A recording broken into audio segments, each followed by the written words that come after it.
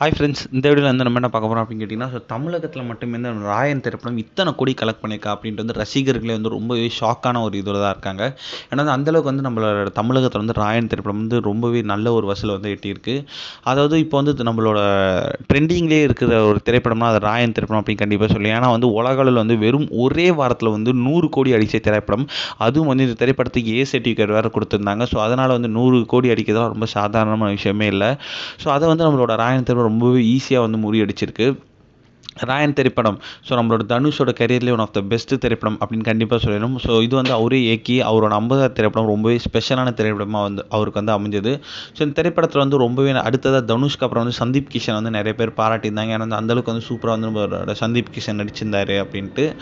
இன்னில் வந்து இப்போதைக்கு வந்து நம்மளோட ராயன் திரைப்படம் ரிலீஸ் ஆகி கிட்டத்தட்ட 2 வாரம் ஆச்சுங்க. அதாவது 120 கோடிக்கு மேலே வந்து நம்மளோட ராயன் திரைப்படம் வந்து கலெக்ட் பண்ணி ஸோ செம்ம பெரிய சாதனையெல்லாம் படைச்சிட்ருக்கு. இன்னில் வந்து நம்ம தமிழகத்தில் மட்டுமே வந்து கிட்டத்தட்ட அதுக்கு பாதி 60 கோடி வரைக்கும் கலெக்ட் பண்ணியிருக்கு.